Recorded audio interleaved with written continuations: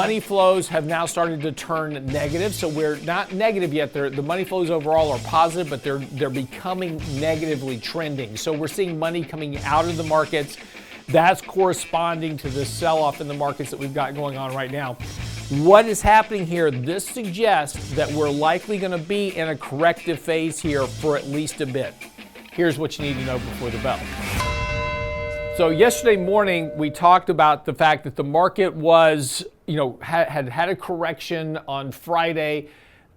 Part of that was due to the virus news. Most of that was due to options expiration on Friday. Had come down to the 50-day moving average. Now, yesterday I said, be careful. I said, it's very likely the market's going to open up positive and it will probably fail.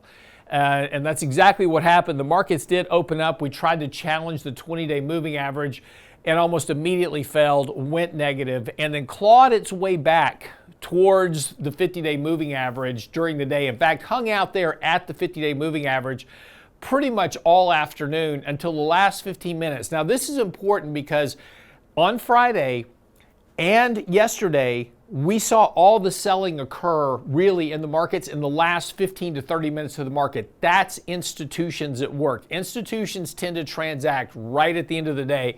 And in both Friday's action as well as yesterday's action, in the last 15 minutes, the market just kind of dumped in both conditions.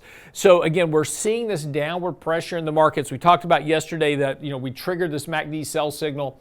Money flows have now started to turn negative. So we're not negative yet. The money flows overall are positive, but they're becoming negatively trending. So we're seeing money coming out of the markets. That's corresponding to the sell-off in the markets that we've got going on right now.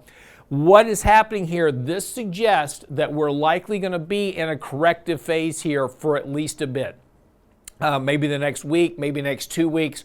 We're going to try to challenge in the next day or so. I would imagine before the end of the week, we'll probably try to challenge this 100-day moving average.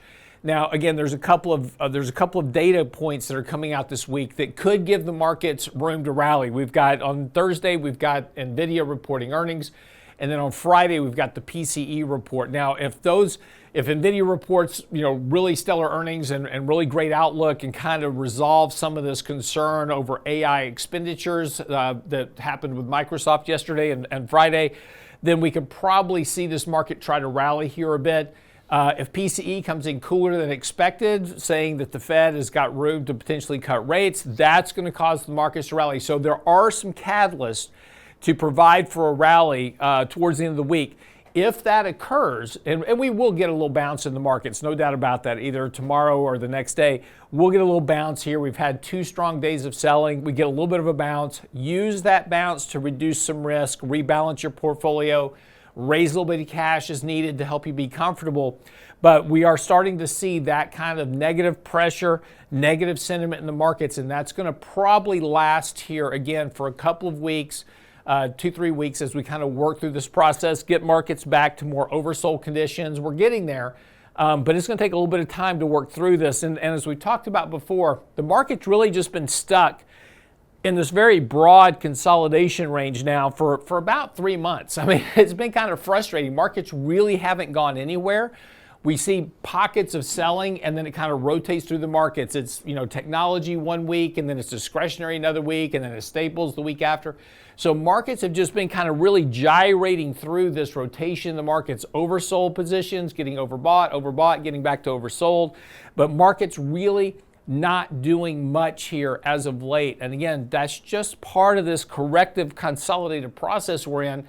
But again, there's some risk here of more downside over the next couple of weeks. So again, just use rallies, rebalance your portfolio as needed, take some risk off the table, hedge if you need to hedge, but just be aware of your exposure to the markets as we kind of work through this process. That's what you need to know before the bell this morning.